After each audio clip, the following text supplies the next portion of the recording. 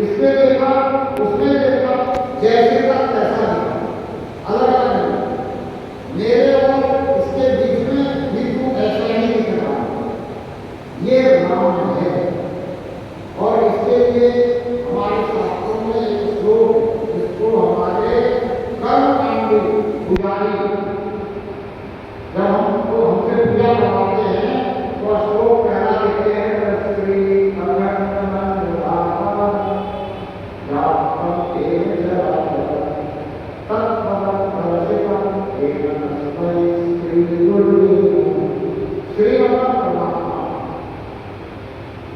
परमात्मा अखंड मंडलाकार, अखंड है, मंडलाकार। परमात्मा कैसा है?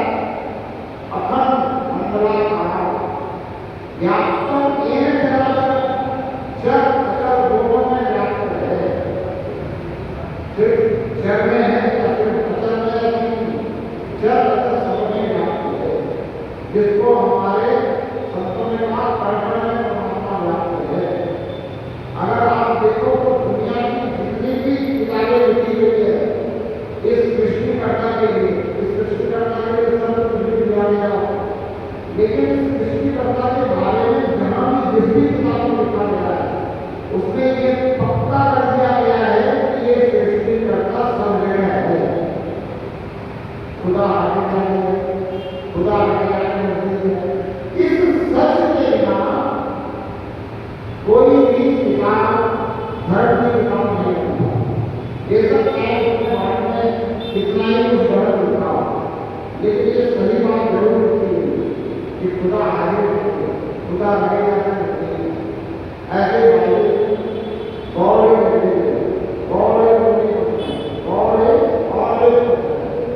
हमेशा आपके सामने, आपके पास परमात्मा कहने वाले ने यहाँ के पास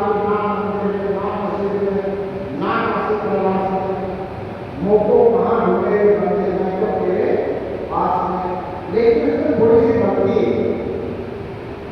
वो हमें समझ में नहीं आती। जब हम गहराई से चिंतन करते हैं तो समझ में आती। गलती क्या है? उसने क्या किया? नाम मंदिर में, अगर मंदिर में नहीं है तो फिर प्रार्थना कैसे? अगर मस्जिद में नहीं है तो प्रार्थना कैसे? अगर काशी कैलाश में नहीं है तो प्रार्थना कैसे? तो इसके लिए मैंने इसे सही किया है। मंदिर है, मस्जिद है, काशी कैलाश में।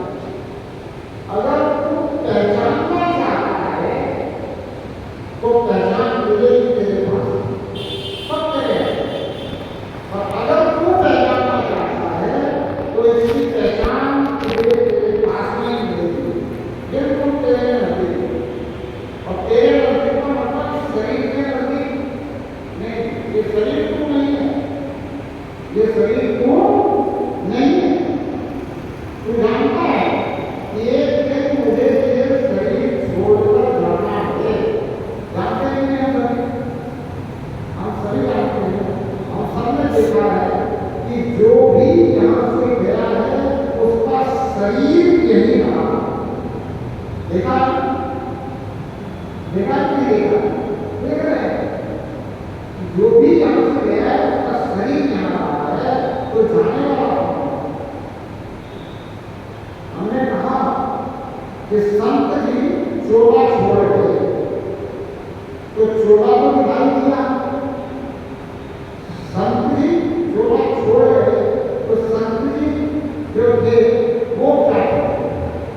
हम तो इस चोले को सब समझ रहे थे, हम तो इस शरीर को सब समझ रहे थे। अगर डिपार्टमेंट में आने के लिए हमको आपके बच्चा हो गए, मैंने कहा मेरे दर्शन नहीं हो, मेरे शरीर इस चोले का दर्शन हुआ और इस चोले के दर्शन कोई आपने मेरा दर्शन नहीं मिला। ये थोड़ा सा भ्रम है, क्योंकि अभी तक बात समझ में पूरी तरह से बैठी नहीं है। इस संत को कोई और है जिसने चोला काटा, इसीलिए कहते हैं कि संत जो होता है वो अंदर से होता है, बाहर से दिखाने वाला संत नहीं है। कपड़े पहनने से कोई संत नहीं होता,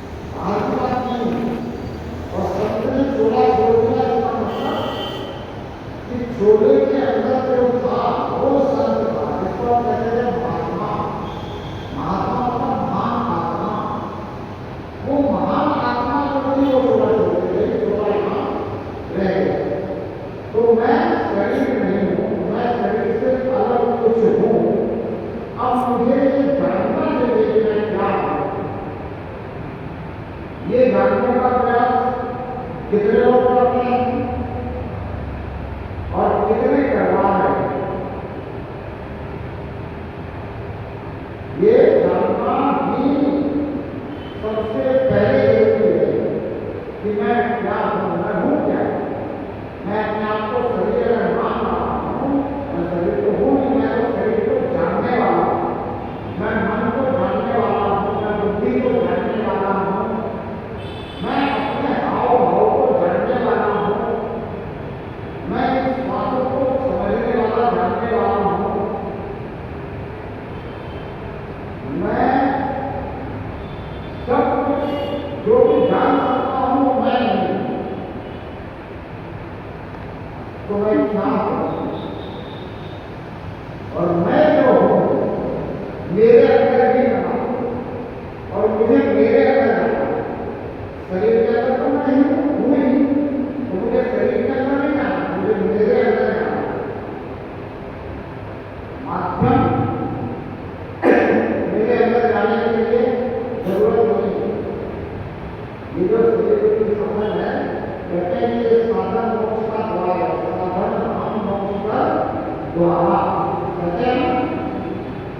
ये मोक्ष को प्राप्त करने का साधन है, मोक्ष को पाने का साधन है।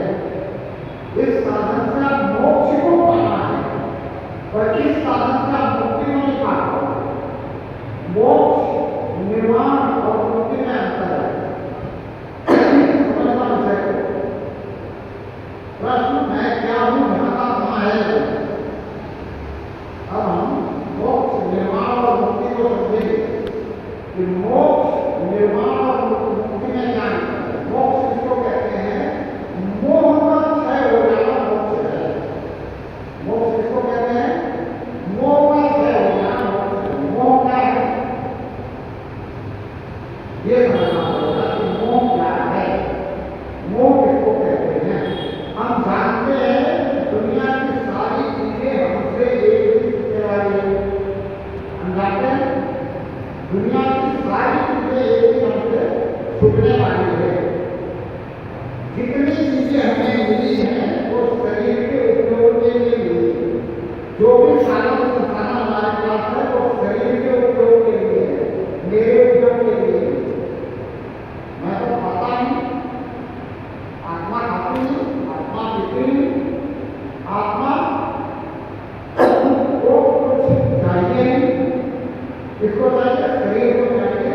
और शरीर में मैं हूँ, इसलिए मुझे आभास होता है मैं खा रहा हूँ। क्यों? जब मुझे भूख लगती है शरीर को तो मैं मुझे भूख लगती है। और कुछ लोग समझदार होते हैं तो वो कहते हैं पेट में कीड़े हो रहे। वो नहीं कहते मुझे भूख लगी, वो क्या कहते हैं पेट में कीड़े हो रहे। वो कहते हैं अब कुछ इस शरीर को खिलाना पड़ेगा। ये शरीर एक मशीन है, मशीन को कुछ देना पड़ेगा। कुछ लोग कहते हैं शरीर को शरीर का भाड़ा देना पड़ेगा। ऐसा कौन कहता है जो इस बात को समझ चुका कि मैं शरीर नहीं हूँ। महाराष्ट्र में मेरा रहना हो रहा है कुछ दिनों के लिए मैं वहाँ रहा, तो वहाँ की भाषा मुझे बड़ी अच्छी लगी। क्यों? क्योंकि वहाँ की जो भाषा है वो मुझे लगता है इसकी जागरूक भाषा।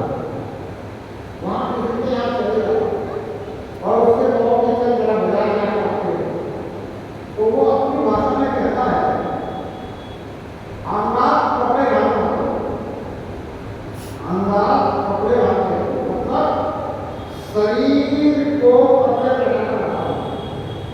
वो भाषा कैसी है, वो बात कैसी है। भले उनको समझ में आ रहा भी नहीं आ रहा कि मैं शरीर नहीं हूँ, इसलिए मुझे ऐसा बोलना पड़ रहा है कि मैं शरीर को कपड़े पहना रहा हूँ। अगर वो लेटा हो और उसकी आंखें खुली हो तो उससे पूछो कि क्या कर रहा है, पानी पड़ता है, तो क्या बोल रहा है, बोला आंख पर टाक देगा। क्या बोलता है? आंख पर टाक देगा। आंख मतलब शरीर, बोला शरीर को सुधार।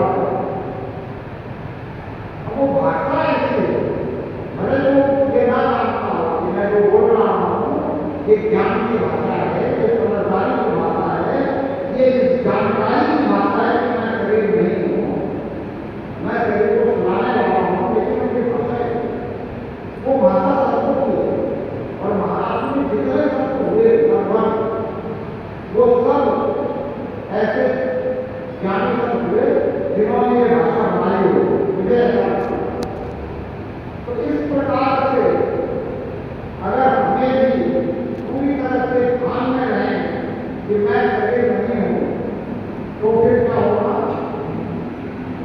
फिर हम शरीर को जो देना चाहिए, शरीर को ठीक रखने के लिए जो देना चाहिए वही देंगे। फिर हम स्वाद के लिए खाएंगे,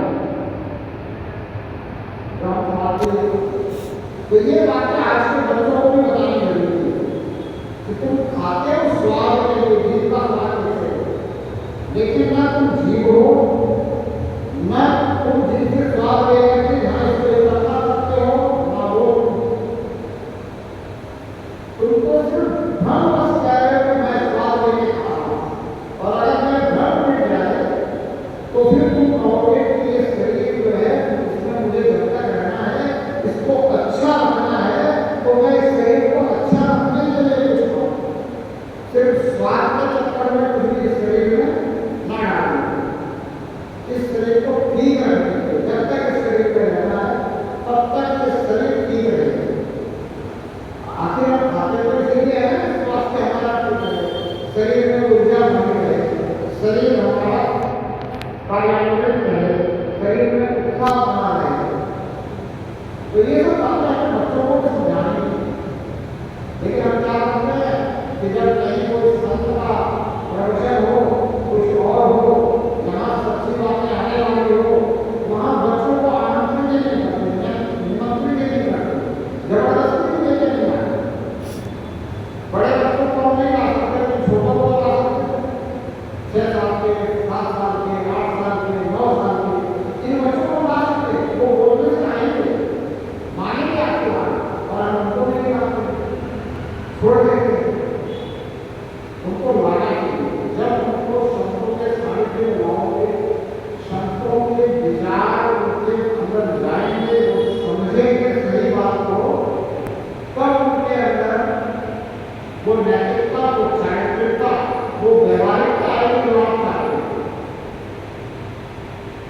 उसके लिए मैंने आपको पहले निवेदन किया है, 24 घंटे में 24 मिनट आप भी उसको समझ लो, और आप उसको क्या समझाना पहले तो भी समझो, आप क्या हो उसे समझाना क्या, कैसे उसके चरित्र पे असर पड़ेगा, कैसे उसके खान पान सुधरेंगे, कैसे उसकी सेहत सुधरेगी, कैसे वो स्वयं भी करेगा, कैसे वो नैतिक बनेगा, व्यवहारिक बनेगा, किस प्रकार से वो जो है श्रद्धावान बनेगा, किस प्रकार से वो भावपूर्वक सबकी सेवा करने वाला बनेगा, किस प्रकार से उसके अंदर दया करुणा जागृत होगी, किस प्रकार से वो सत्यवादी बनेगा, उसको ढालना है, वो कच्चा ढाल। और उसमें हम ये प्रयास आपको बंद कर दिए हैं, आजकल स्कूलों में ये प्रयास होता नहीं है, और फिर हम कहते हैं कि जमाना बिगड़ गया। जमाने को हमने बिगड़ने दिया, अपने नौनिहालों को सही बात न समझा करके न बता करके, इसलिए गड़बड़ हो गया। तो बात को ठीक होइए कि मैं क्या हूँ, ये मुझे जानना है, समझना। तो आप एक बात सोचो कि मुझे अगर मेरा चेहरा देखना होता है तो आईने की जरूरत पड़ती है, मुझे मेरा चेहरा देखने के लिए आईने की जरूरत पड़ती है। जब आईना नहीं था तो वो तैरे हुए पानी में दिखते हैं, तैरे हुए पानी में दिखते हैं ना। तो मुझे स्वयं को देखने के लिए किसकी जरूरत पड़ेगी? मुझे स्वयं को देखने के लिए परमात्मा की जरूरत पड़ेगी। क्यों? क्योंकि मैं परमात्मा का अंश हूँ। मैं किसका अंश हूँ? मैं परमात्मा का अंश हूँ। ये बात सबको पता है, आप सब मानते हो नहीं मानते हो कि हम सभी परमात्मा के अंश हैं। ईश्वर अंश, जीव अंश। हम सभी अगर परमात्मा के अंश हैं तो स्वयं को जानने के लिए मैं क्या हूँ, मुझे परमात्मा की पहचान की आवश्यकता है, जिसको संतों ने कहा कि मनुष्य के जीवन का मुख्य उद्देश्य परमात्मा का साक्षात्कार है। सुना आपने कहीं? मैं तो सिर्फ रिवाइज कर रहा हूँ, मैं आपको दोबारा याद दिला रहा हूँ कि मनुष्य जीवन का मूल उद्देश्य क्या है? परमात्मा का साक्षात्कार करना। और ये कार्य आप और हम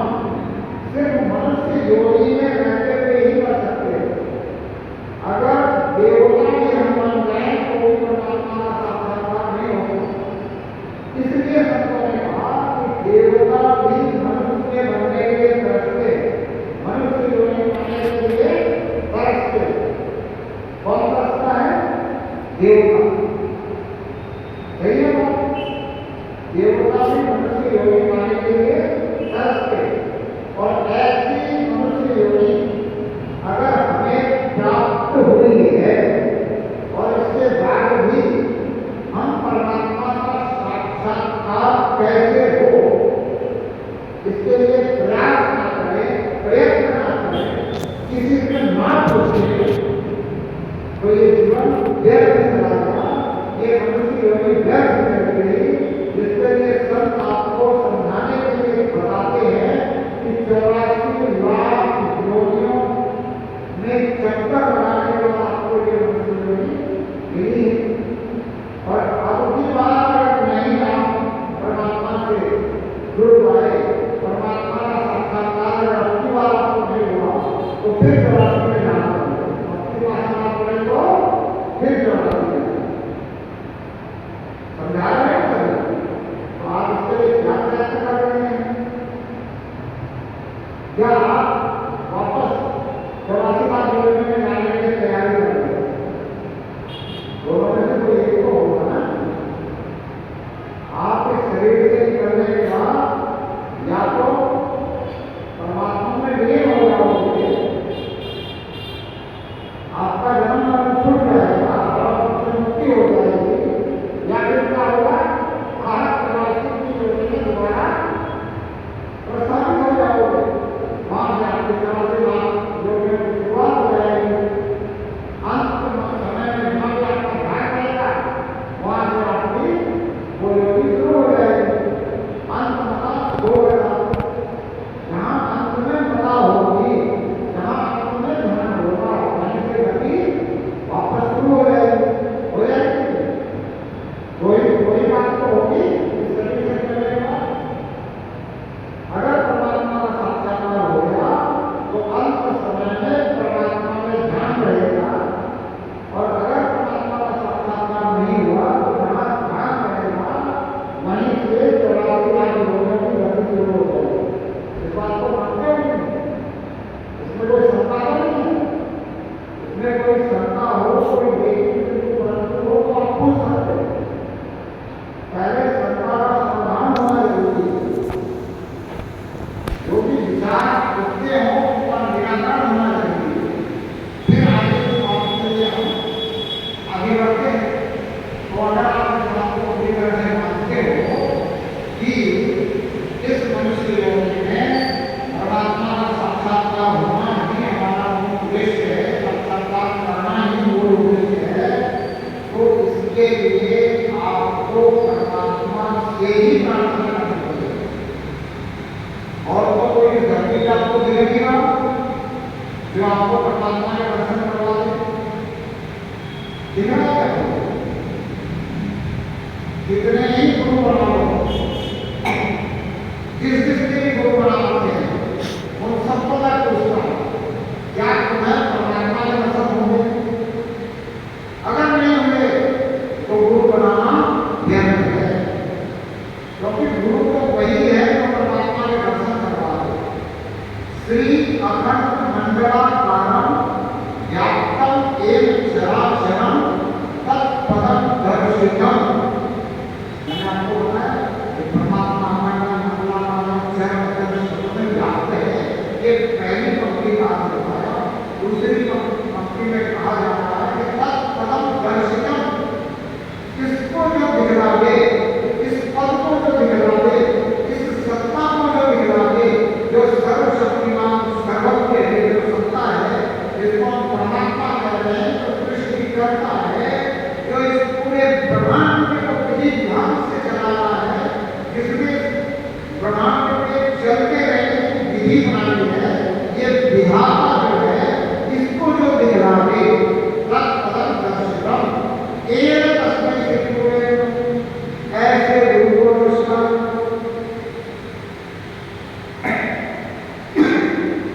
तो कहने का तात्पर्य क्या है कि गुरु वही है जो परमात्मा को दिखा दे। अगर परमात्मा नहीं दिखा रहा है और आपका गुरु बन गया है, आपको नाम काम दे रहा है और कुछ कर रहा है, तो आपको सोचना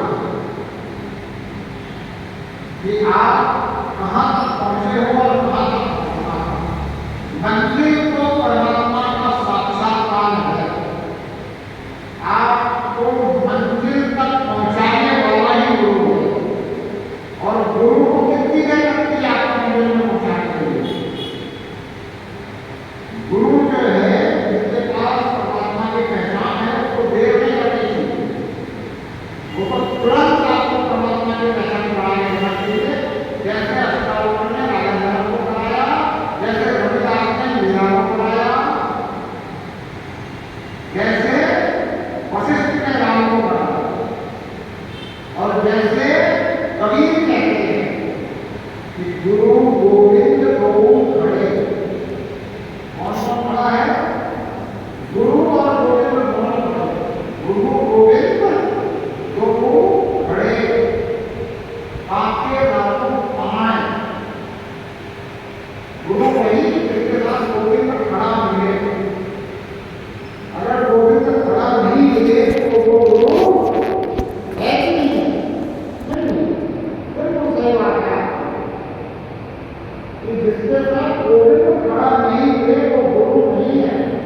वो शिक्षक हो सकता है, आचार्य हो सकता है, अच्छी बातें बताने वाला हो सकता है, सच्ची बातें बताने वाला हो सकता है, वो संत हो सकता है, साधक हो सकता है, साधु हो सकता है, ज्ञानी हो सकता है, हकीम कबीर तभी कुछ भी हो सकता है, पर वो गुरु नहीं हो सकता जिसके साथ गोविंद खड़ा हो।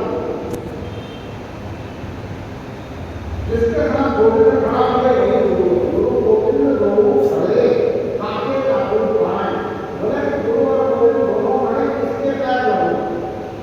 अब ये पहली लाइन का अर्थ हो गया। दूसरी लाइन में क्या कहते हैं? बलिहारी गुरु आपकी, जिन गोविंद जो मिलाए, जिन गोविंद जो बताए, जिन गोविंद जो दिखाए। तीनों शब्द में कोई भी शब्द हो, तीनों का अर्थ समझना एक ही बात है, बताए, मिलाए, सिखाए। क्योंकि गोविंद तो सामने खड़ा है, खड़ा है तो बता दिया कि ये गोविंद है, मिला दिया कि ये गोविंद है, दिखा दिया कि ये गोविंद है। एक ही बात हो गई ना। तो क्या कहते हैं दूसरे टाइम में कि बलिहारी गुरु आपकी, गुरु जी आपकी बलिहारी है, यानी आपको बहुत बहुत धन्यवाद है, आपका शुक्राना है। पैर पड़ने वाली बात खत्म, आप पैर नहीं पड़ रहे किसी के, अब तो बलिहारी मान रहे हैं। गुरु जी आपकी बड़ी कृपा है कि आपने गोविंद से मिला दिया। क्यों कृपा है? क्योंकि मैं आपके पास आया इसीलिए था कि आप मुझे गोविंद से मिला दो, आप मुझे परमात्मा से मिला दो, आप परमात्मा की मुझे पहचान करा दो, आप मुझे परमात्मा दिखा दो, आप मुझे परमात्मा का साक्षात्कार करवा दो। इसीलिए तो गुरु के पास गए थे। और अगर गुरु ने ऐसा करवा दिया तो उस गुरु की बलिहारी तो है, उस गुरु का आभार तो है, उस गुरु का धन्यवाद तो है, उस गुरु को साधुवाद भी है। उस गुरु के आगे हम अपना सब कुछ भारी सकते हैं। अपने पास जो भी बल है, धन बल बुद्धि बल ज्ञान बल, जो भी बल है वह सब आपके समक्ष में हार पाए। अब गुरु के सामने सब कुछ हार है। गए थे परमात्मा से पहचान करने के लिए, गए थे परमात्मा से मिलने के लिए, गए थे परमात्मा के साक्षात्कार के लिए। तो अब परमात्मा का साक्षात्कार अगर गुरु ने करवा दिया तो अब परमात्मा के साथ होने वाले कि गुरु के साथ रहना चाहिए। ये होगा। शिक्षक ने अगर मुझे शिक्षा दे दी तो मैं शिक्षा लेकर के उस शिक्षा का संसार में उपयोग करता हूँ, सदुपयोग करता हूँ कि शिक्षा के साथ रहता हूँ। अगर किसी आचार्य ने मुझे आचरण सिखा दिया तो मैं उस आचरण का अपने जीवन में उपयोग करता हूँ, सदुपयोग करता हूँ कि उस आचार्य के साथ रहता हूँ। शिक्षक के साथ तो नहीं रहता, आचार्य के साथ भी नहीं रहता। मैं उनके द्वारा मिली हुई शिक्षाओं का, सीखे हुए आचरण का अपने जीवन में उपयोग सदुपयोग करता हूँ। तो ऐसे ही गुरु के द्वारा परमात्मा की पहचान हो जाने से हमें परमात्मा से जुड़कर रहना चाहिए, गुरु से ही जुड़कर नहीं रहना। लेकिन अगर जिस शिक्षक ने हमें शिक्षा दी है उसे कोई जरूरत हो, उसको किसी सेवा की जरूरत हो और वो हमारे पास आया है तो हम उसकी सेवा करेंगे नहीं। अगर समर्थ है तो उसकी सेवा करेंगे। ऐसे अगर कोई आचार्य है, उसने अपने आचरण सिखाया है तो हम उसकी भी सेवा करेंगे जरूरत पड़ेगी। तो सेवा जरूरतमंद की करनी चाहिए। अगर जरूरत नहीं है तो हम थोड़ी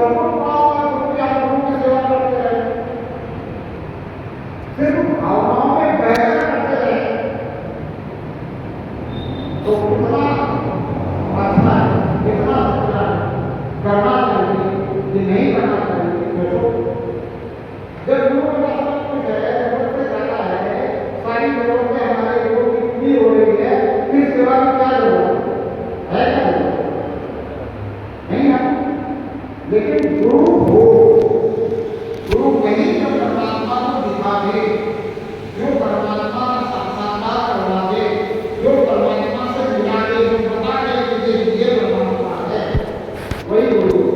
बाकी सब शिक्षक है, आचार्य है, साधु है, संत है, पति है, पति है, साधक है, गुरु नहीं। अगर हमने बिना परमात्मा की पहचान हुए बगैर किसी को गुरु मान लिया है तो ये हमारा भ्रम है, हमारी गलती है। यहाँ हमारे विवेक में विचार नहीं किया है, विचार करना चाहिए। विवेक बिना विचारे जो करे सो बातें और काम बुलाए आपको जल में हो। और यहाँ तो सिर्फ जल में हंसाने की बात नहीं, यहाँ तो वापस चौरासी लाख जोड़ियों के चक्र की बात। इस चक्र को तोड़ना है, इसलिए परमात्मा की पहचान चाहिए। परमात्मा की पहचान किसको होगी? परमात्मा की पहचान इन आंखों को नहीं होगी।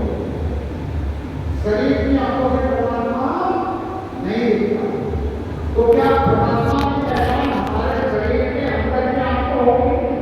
शरीर के अंदर कोई आंख है जिसको मन की आंख कहते हैं, बुद्धि की आंख भी कह सकते हैं, है कि नहीं? आपने शरीर की आंख से मुझे यानी मेरे शरीर देखा।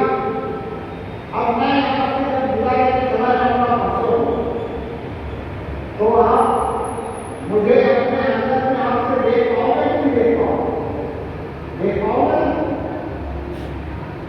और अंदर में आंख से आप क्या कर सकते हो? जैसे आपने अपना घर देखा हुआ तो आप घर का कोना कोना देख जा सकते हो मन की आंख से, बुद्धि की आंख से, अंदर की आंख से देख जा सकते हो, नहीं आ सकते? देख जा सकते। और क्या है मन की आंख का उपयोग? आप जो भी जैसा जैसा भी आप विचार करो, आप जैसा जैसा भी सोच लो, वो सब मन की आंखों में आपको मिलेगा। जो भी आपका विचार करो, आप विचार करो कि मुझे एक बंगला बनाना है और मेरे बंगले में यहाँ ये वहाँ होगी, वहाँ होगी, और इस कमरे में ऐसी तस्वीर, इस कमरे में ऐसी तस्वीर होनी चाहिए। आप नहीं विचार करो, पूरी कल्पना करो, आपको वो बंगला यहाँ बनाना दिख रहा है। दिखता है नहीं दिखता है? कल्पना करके ही कल्पना चित्र रूप में यहाँ दिखने लग जाती है। दिखती है कि नहीं? बोलो, एक दो जने से वहाँ बोल रहे हैं, आपको तो नहीं दिखता है? दिखता है? जो भी आप कल्पना करते हो वो आपको दिखने लग जाता है, फिर आप उसको बाहर से उठा सकते हो। तो ये है अंदर की आंख की बात और शरीर की आंख की बात। इन दोनों से परमात्मा की, क्यों? क्योंकि परमात्मा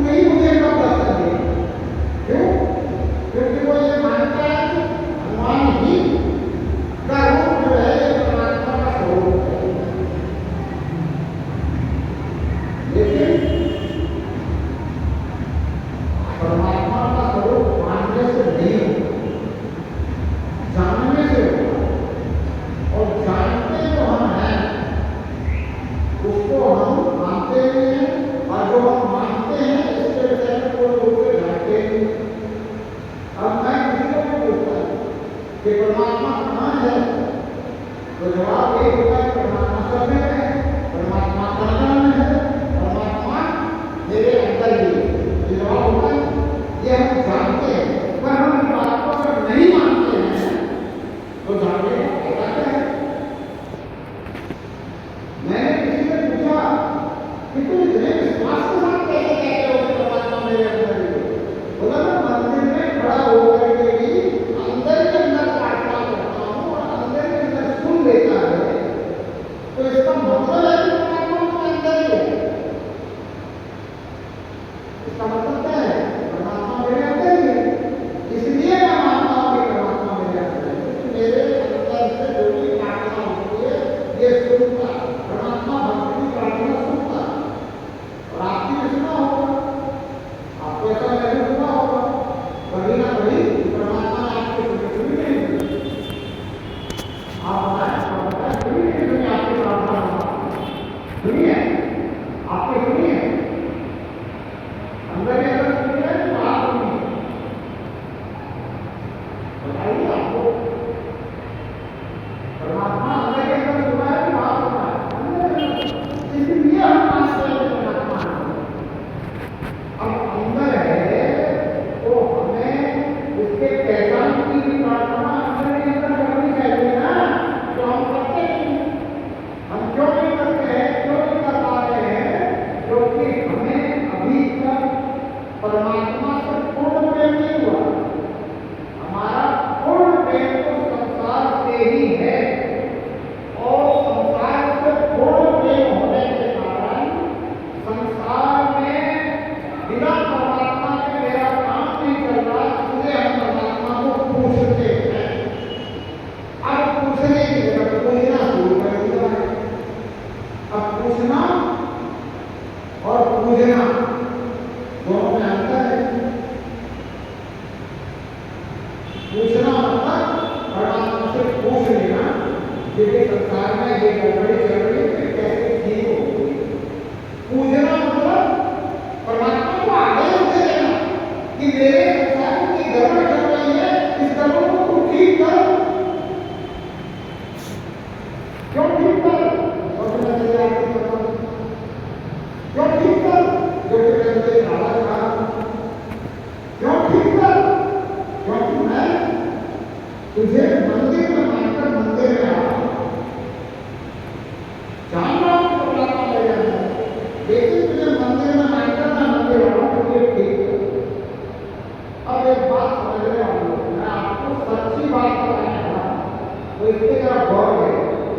परमात्मा इस पूरे ब्रह्मांड का मालिक है, ये नहीं है सृष्टि करता, सृष्टि का रचना ये परमात्मा जो हमारे अंश है, हमारे अंदर भी है, इस पूरी सृष्टि का मालिक है, नहीं है मालिक है। तो मालिक से हम कुछ दे करके अपना काम करवाने की कोशिश करें कि सही है। अगर समझो कि आपकी फैक्ट्री है और आपके फैक्ट्री के वर्कर आपको कुछ दे करके और तनख्वाह खाने की बात करें, आपको कुछ दे करके छुट्टी की बात करें, आपको कैसा लगेगा, कैसा लगेगा आपको? सोचे आप मान जाए फैक्ट्री में और वो फैक्ट्री का कर्मचारी आपको कुछ गिफ्ट दे करके तनख्वाह खाने की बात कर रहा, आपको कुछ गिफ्ट दे करके छुट्टी देने की बात कर रहा, आपको कुछ और प्राइवेट बात कुछ करने की बात करता हूँ, आपके आर्थिक कार्य करके आपको कुछ मान रहा, कैसा लगेगा? सही लगेगा? सही कर रहा है? सही नहीं कर रहा, तो हम भी तो सही नहीं कर रहे, हम भी तो वही कर रहे। मालिक जो है पूरे ब्रह्मांड का, इसको गिफ्ट देकर, इसको चढ़ावा बनाकर, इससे इसकी चीज मांगर किसी भी चीज में इसको दे रहे। कर्मचारी को कम से कम अपनी तनख्वाह जो आप दोगे उसमें से देगा, लेकिन आपको इसकी चीज में से दे रहे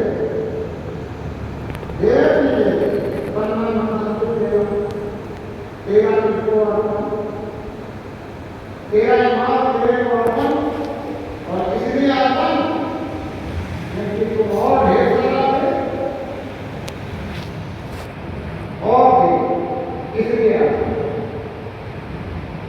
तो ये अगर आपको लगता है कि सही नहीं है तो परमात्मा को कुछ नहीं चाहिए। अगर आप ये समझते हो परमात्मा किसी चीज का भूखा नहीं है, अगर आप ये समझते हो तो फिर जागो और जो सही है वो समझ करके करना जरूरी है। सही क्या है? सही ये है परमात्मा मेरे अंदर है, तो अंदर ही अंदर परमात्मा से प्रार्थना करूं कि तू मुझे दर्शन दे, तेरे असल स्वरूप की पहचान दे, तू मेरी को आंखें खोलने की आंखों से तू दिखता है, जिसको तीसरी आंख कही गई है। तीसरी आंख का जरूरत सुना होगा कि जब तक तीसरी आंख नहीं होती परमात्मा नहीं। अब ये आंख खोलेगा कौन? तुलसीदास जी कहते हैं, है मेरे सूझन नहीं धृत धृत ऐसो जिद, कहे तो इस संसार को हुआ मोतिया कहे। तो इस संसार की इन आंखों में मोतिया नहीं हुआ, अंदर की आंखों में मोतिया नहीं हुआ। जो तीसरी आंख है, जो आत्मा की आंख है, जो मैं स्वयं हूँ, जो मेरी आंख है, इसको मोतिया क्यों हुआ है? ये आंख कौन बोल सकता है? परमात्मा बोल सकता है। तो अंदर के अंदर परमात्मा से हम प्रार्थना करें कि हे प्रभु मेरी आंख खोल दे, दृष्टि के लिए दीवार हो सकूं, हर पल में तुझे निहार सकूं, तेरा साक्षात्कार मुझे हो जाए, मुझे तेरे इस असल स्वरूप का पता चल जाए, जिस स्वरूप में तू सृष्टि की रचना करने से पहले भी था, आज भी है, और इस संपूर्ण सृष्टि को अपने अंदर तू ले जाने के बाद भी इसी रूप में रहेगा। इसी ने सृष्टि की रचना की है, इसी में से सृष्टि की रचना हुई है, इसी के द्वारा की गई है। तो फिर जब सृष्टि लय होगी तो इसी में होगी। ये यही है और नहीं अभी है यहाँ, पर जिसके पास आंखें खुल गई हैं उसे दिखेगा, जिसकी आंखें नहीं खुली है उसे नहीं दिखेगा, उसे ये जगह खाली दिखेगी, खाली जगह है। जबकि ये जगह खाली नहीं है, ये परमात्मा से भी भरपूर है और ये अनेक प्रकार के जीवों से भी भरी हुई है। तमाम प्रकार के वायरस, कीटाणु, जीवाणु, विषाणु, कुछ लाभदायक कुछ हानिकारक सब यहाँ है इस जलवायु में, इस वायुमंडल में। और परमात्मा इस वायुमंडल से परे भी यहाँ से लेकर जहाँ तक भी सोच सकते हो वहाँ तक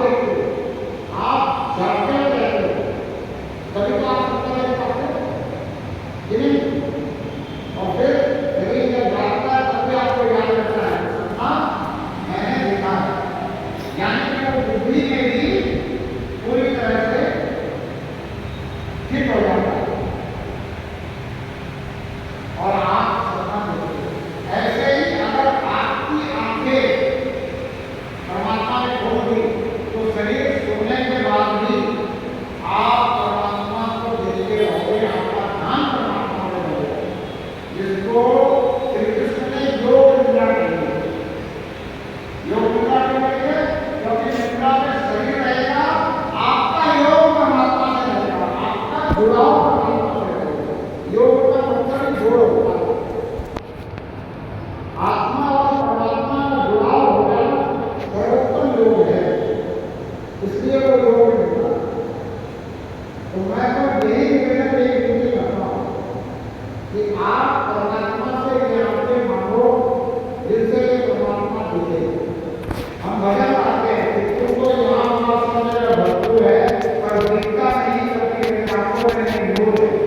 तो ये तुम मानो परमात्मा देने में सामर्थ्यवान है। सामर्थ्यवान है कि नहीं? किसी को परमात्मा के सामर्थ्य का क्षमता तो नहीं है। परमात्मा के सामर्थ्य का क्षमता अगर नहीं है तो मानो देगा, और मानने से परमात्मा सिर्फ यही देगा, मानने से भौतिक चीजें नहीं देगा। इसको सब समझाने की कोशिश कर रहे हैं कि मानने से भौतिक चीजें देगा तो सबको नहीं देगा, सब मानते हैं। जिसका पेट भरा हुआ है वो तो हासिल तो नहीं है मानता है, लेकिन जिसका पेट नहीं भरा हुआ है वो जरूरत के लिए मानता है। तो मानने से परमात्मा उसको भी नहीं देता। अगर उसको दे देता तो फिर जिसके पास ज्यादा है उसको उसके देने की जरूरत नहीं पड़ती ना। इसलिए संतों ने समझाने के लिए कहा कि सकल पदार्थ है जन्मानी, सकल पदार्थ है जन्मानी, और कर्महीन कर पावक नाही। कर्महीन मतलब भाग्यहीन। कर्महीन किसको कहते हैं? भाग्यहीन को। तो जिसके प्रारब्ध में नहीं लिखा है उसको नहीं लिखा है। अब कर्महीन का दूसरा मतलब भी, कर्महीन का मतलब है जो सच्चाई ईमानदारी से मेहनत ना करना, वो भी कर्महीन है। जो सच्चाई ईमानदारी से मेहनत नहीं करना वो भी कर्महीन है। तो सकल पदार्थ है जन्मानी, कर्महीन कर पावक नाही, यानी जिसके भाग्य में नहीं है उसको नहीं मिलती, और भाग्य से ज्यादा समय से पहले किसी को मिलती है तो सच्चाई ईमानदारी से मेहनत करने वाले को मिलती है। इसलिए जो बात कही गई है कि समय से पहले और भाग्य से ज्यादा कुछ नहीं मिलता, ये पूरी तरह से सही नहीं है। पूरी तरह से सही क्या है? समय से पहले और भाग्य से ज्यादा उसको मिलता है जो सच्चाई ईमानदारी से मेहनत करता है। और ये बात हमारे नौजवानों को समझाने की है कि बिना मेहनत सच्चाई ईमानदारी से केवल तुम सीए नहीं बन सकते, तुम वकील नहीं बन सकते, तुम प्रोफेसर लेक्चरर नहीं बन सकते, तुम डॉक्टर नहीं बन सकते, तुम इंजीनियर नहीं बन सकते। तुम बिना मेहनत सच्चाई ईमानदारी से किए हुए जीवन में सिर्फ भाग्य के भरोसे नहीं बन सकते। ऐसा तो है नहीं कि मैं पढ़ूं नहीं और मेरे भाग्य में अपने सीए बनना है। नहीं? तो समय से पहले और भाग्य से ज्यादा उसको मिलता है जो सच्चाई ईमानदारी से मेहनत करता है। ये बात अपने बच्चों को बताने की जरूरत है। दुनिया वाले तो यही बता रहे हैं कि समय से पहले किसी जगह कुछ नहीं। अगर इसको किसी बच्चे ने समझ लिया तो वो कहेगा समय आपने मिलना है, भाग्य से मिलना है, तो मेहनत करें। उसको ये बताओ कि समय से पहले और भाग्य से ज्यादा उसको मिलता है और सच्चाई ईमानदारी से मेहनत करता है। जिसके प्रारब्ध में कुछ नहीं लिखा है वो भी सच्चाई ईमानदारी से मजदूरी करता है, उसको कुछ मिलता ही नहीं है। मिलता है ना? अगर वो सच्चाई ईमानदारी से मेहनत ना करे, भाग्य के भरोसे रहता है, उसको मिलेगा क्या? कुछ नहीं मिलेगा। और भाग्य में आपको कुछ मिला है, उसको आप और बढ़ाने के लिए सच्चाई ईमानदारी से मेहनत कर रहे हो तो वो लालच नहीं है। आपको भाग्य से बहुत कुछ मिला है। आपके पिताजी धनवान थे, आपको वो धन मिला है, आपको घर मिला है, बहुत कुछ मिला है। अगर उसको भी बढ़ाने के लिए आप सच्चाई ईमानदारी से मेहनत कर रहे हो तो वो लालच नहीं है। लेकिन अगर आप उसको बढ़ाने के लिए सच्चाई ईमानदारी छोड़ करके जैसे तैसे प्रयास कर रहे हो तो वो लालच। यानी किसी भी चीज को जैसे तैसे पाने की इच्छा रखना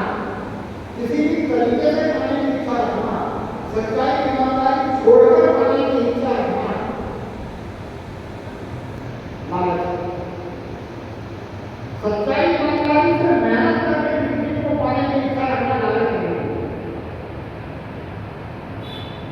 आप सच्चाई ईमानदारी से मेहनत करके किसी को पाने की इच्छा रखोगे और अगर वो नहीं भी तो फिर भी आपके अंदर संतोष रहेगा। क्यों रहेगा कि हमने तो मेहनत करी नहीं हुई, लेकिन अगर जैसे तैसे पाने की कोशिश करोगे और फिर नहीं मिलेगी तब आप परेशान होते हो, तब आप दुखी होते हो। इसीलिए बोला है कि दुखी होने का कारण ही सच्चाई ईमानदारी को छोड़ देना है। दुखी रहना चाहते हो, आनंद में रहना चाहते हो तो सत्य को धारण करो। और धर्म को अगर तुम धारण कर रहे हो, तुम अपने आप को धार्मिक बनाना चाहते हो तो तुम सच्चाई ईमानदारी से ही पालेगे। इसीलिए हमारे दुनिया में कहा धर्म अर्थ काम को, यानी कि धर्म से अर्थ कमाओ और फिर उसको काम में हो तो तुम मोक्ष में ही हो। अगर तुम धर्म से अर्थ को कमाओ और फिर उसको काम में हो तो तुम मोक्ष में ही हो। मोक्ष किसको कहते हैं? मोह का क्षय होगा। अब तुम जो कमा रहे हो सच्चाई ईमानदारी से कमा रहे हो, उसको काम में ले रहे हो, उपयोग कर रहे हो तो तुम्हें उसका मोह नहीं रहता है। फिर वो वस्तु अगर चली जाए तो तुम उसके लिए रोके नहीं। तुम्हें यह समझ है कि जो जानी है वो जाएगी और जो रहनी है वो रहेगी। और संत महात्मा भी कहते हैं कि धन को आनी जानी ही है। सच्चाई ईमानदारी से कमाया हुआ धन सुख देगा जाता है। सुख देगा जाता है मतलब घर बनवाने जाएगा, आपके पास व्यवस्थाएं अच्छी हो जाएगी धन के जाने से। लेकिन बेईमानी से कमाया हुआ धन दुख देने जाता है। दुख देने का मतलब शरीर में रोग होगा, ऑपरेशन होगा, चीरफाड़ होगी, धन जाएगा, लड़ाइयाँ होंगी, धन जाएगा। तो दुख देकर कौन सा धन जाता है? जो बेईमानी से कमाया हुआ। और सुख देकर कौन सा धन जाता है? जो ईमानदारी से कमाया हुआ। और एक बात और ध्यान रखना कि बेईमानी से धन कमाया ही नहीं जाता है। बेईमानी करते हुए आपको वही मिलता है जो आपके प्रारंभ में होगा। लेकिन आपको लगता है कि मैंने कमा लिया और वो भी मुझे जाता। और ये बात मैं बार बार करता हूँ, जहाँ भी प्रोजेक्ट करता हूँ वहाँ कहता हूँ कि अगर झूठ बोलने से धन कमाया जाता है तो किसी की दुकान बंद नहीं होती, किसी की फैक्ट्री बंद नहीं होती, सबकी वकालत चलती, सबकी डॉक्टरी चलती, चलती नहीं चलती। तो झूठ बोल के धन नहीं कमाया जाता। मिलेगा प्रारंभ का, आपको लगता है कि झूठ बोल के कमा रहा हूँ तो गड़बड़ नहीं। और प्रारंभ से भी जाना चाहिए तो सच्चाई ईमानदारी से मेहनत करो। समय से पहले और भाग्य से ज्यादा मिलेगा। समय से पहले और भाग्य से ज्यादा उसको मिलता है तो सच्चाई ईमानदारी से मेहनत करता है। आदमी जब आशा विहीन हो जाता है, फ्रस्ट्रेटेड हो जाता है, निराशावादी हो जाता है, उसको ढाढ़स दिलाने के लिए लोगों ने ये बात कह दी कि समय से पहले और भाग्य से ज्यादा किसी को कुछ नहीं मिलता। मत मिलता है, मत निराशावादी हो, तेरे भाग्य में इसलिए नहीं मिला। ये उसको कह दिया, ये उसको निराशावादी मान है। वो पुनः आशावादी हो जाए। हो सकता है कि आपके भाग्य में हो सकता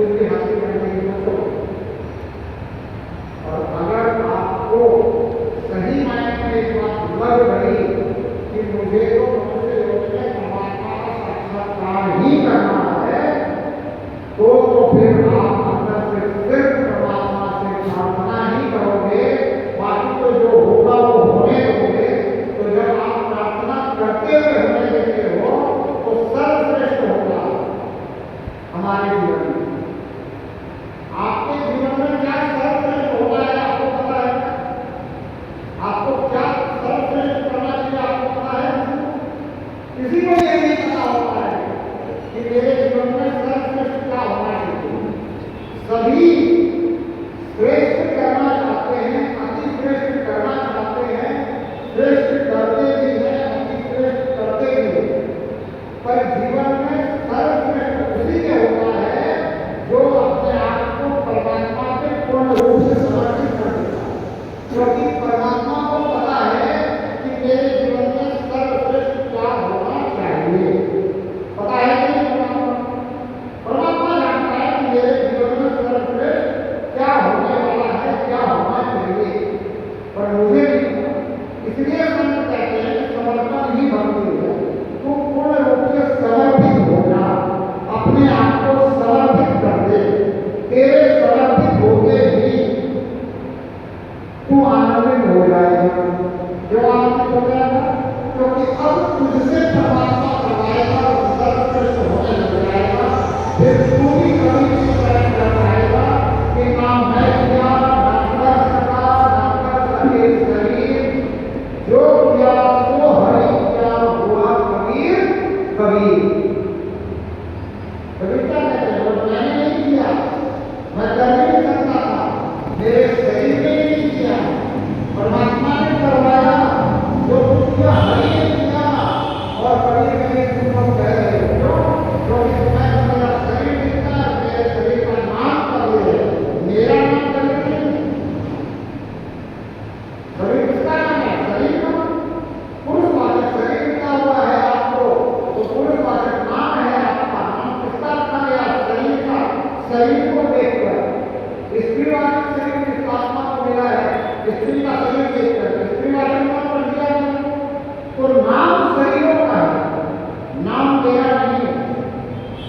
मैं तो आत्मा हूं। अगर मैं आत्मा ही अनात्मा हूं तो मेरा जो अंशी है, जिसका मैं अंश हूं, ये भी तो अनात्मा ही होगा ना। तो परमात्मा भी अनात्मा है, परमात्मा का कोई नाम नहीं है। इसलिए परमात्मा से सिर्फ प्रार्थना करने की जरूरत है, किसी शब्द को नाम मानकर करने की जरूरत नहीं है।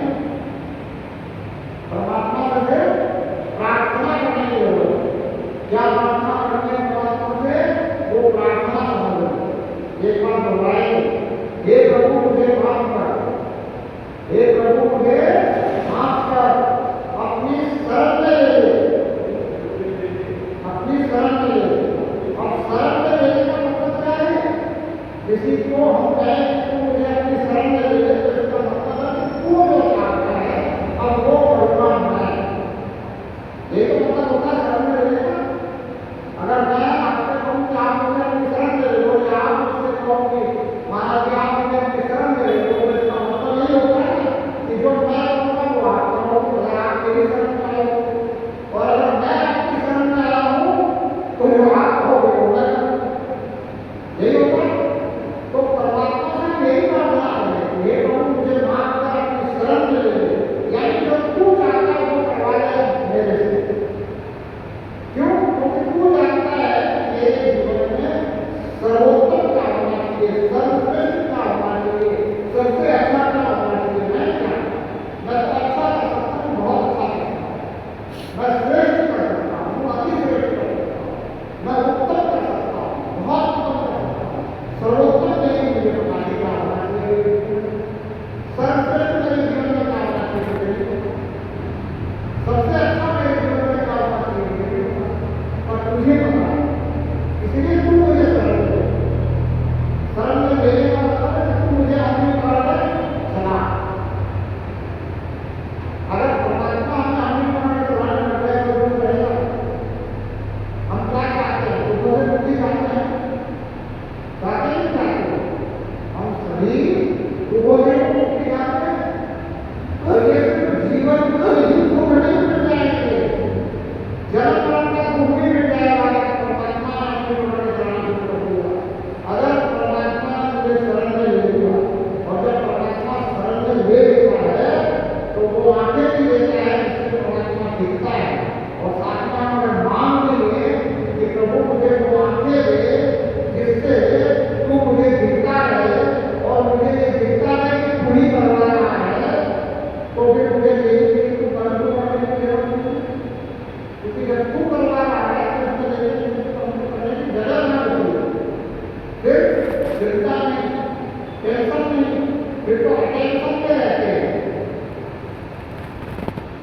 ये परमात्मा है और ये मुझे सब कुछ करवा रहा है।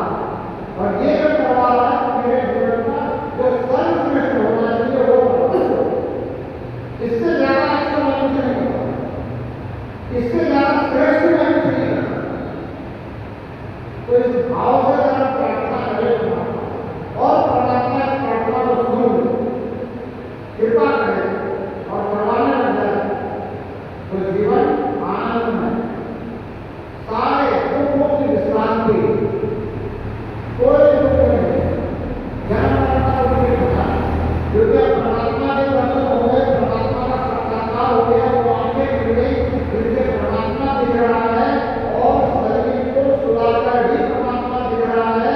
तो अंत समय में जब ये शरीर कोमा में भी चल जाए तो भी मुझ आत्मा का परमात्मा से जुड़ाव रहेगा और मैं परमात्मा में विलीन करके जाऊंगा। तो आवागमन के दुख से भी मेरी मुक्ति, ये है मुक्ति का बोधन कि आप परमात्मा से प्रार्थना करें। अगर आप प्रार्थना कर रहे हैं तो आपका कर्म सिर्फ प्रार्थना करना है। जब तक परमात्मा आपके सुन नहीं लेता तब तक आप प्रार्थना को फर्स्ट प्रायोरिटी में रखें। प्रार्थना करते हुए दुनिया में सारे कर्म होंगे, सच्चाई ईमानदारी से होंगे, और जिस दिन परमात्मा सुन लेगा उस दिन फिर परमात्मा दोहराएगा, फिर आपको देखते रहना है कि इस शरीर रूपी साधन से परमात्मा करवा क्या उसको होने देगा, सर्वश्रेष्ठ होगा। इस बात की अगर समझ में आ गई तो यही सबसे मुझे लगता है कि सच्ची बात है जो मैं आप तक पहुंचा सकता हूं, जो मेरा उसका अनुभव, जिसके कारण मैं इस परमात्मा को ये परमात्मा कहता हूं वो नहीं है, क्योंकि मुझे जब यही दिखाई दे रहा है तो मैं इसको वो कैसे कह सकता हूं। जो मेरे नजदीक से नजदीक मुझे दिख रहा है मैं इसको वो कैसे कह सकता हूं। अगर मैं इसको वो कहूं इसका मतलब तो मुझे पता ही नहीं है कि परमात्मा कैसा है क्या है, मुझे दिख नहीं रहा है तो मैं कह रहा हूं वो। तो जितने भी लोग परमात्मा को वो कह रहे हैं उन्हें परमात्मा की पहचान नहीं होती, इसलिए वो कह रहे हैं। वो कहेंगे आपको कि परमात्मा करता है, परमात्मा सब जगह है, कोई ऐसी जगह का परमात्मा नहीं है, हर में हम में, लेकिन जब कोई आप उससे बात करोगे तो फिर वो कहेंगे कि ये जो ऊपर वाला है सब कुछ देगा, वो सब कुछ देगा। अब आप एक बात समझो, परमात्मा ऊपर कहीं नहीं है, ऊपर कहीं नहीं है, क्यों? क्योंकि हम बोल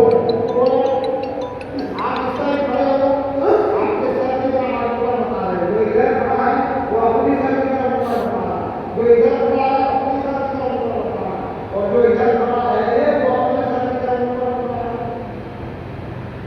तो इस बात से ये सिद्ध हो गया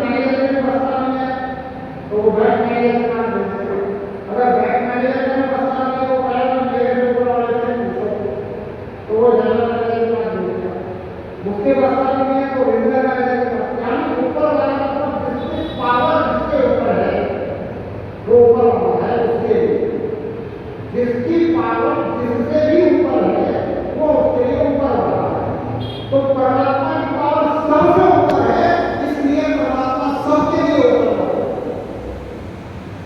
परमात्मा की पावर सबसे ऊपर है, इसलिए परमात्मा सबके लिए ऊपर है। इसलिए ऊपर वाला नहीं है कि मैं ऊपर है, क्योंकि धरती गोल है, जिसका धीरज का है वो उधर ही ऊपर समझता है। समझ रहे हैं आप? तो परमात्मा कहाँ है? सब जगह है, हर जगह है। और जो आपको समझ में आया है कि परमात्मा मेरे अंदर ही है, ये बात पक्की है कि परमात्मा अंदर ही है। इसलिए महात्मा कहते हैं, संत कहते हैं कि अंतर्मुखी हो।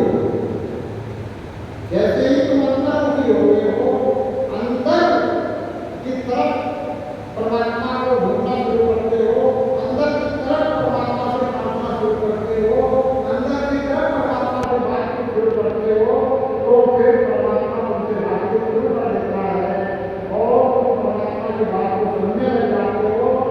और परमात्मा से अगर तुम ये आँख मानते हो जिससे परमात्मा दिख जाए, तो परमात्मा सामर्थ्यवान है ये आँख देने में, तुम्हें ये आँख दे देता है।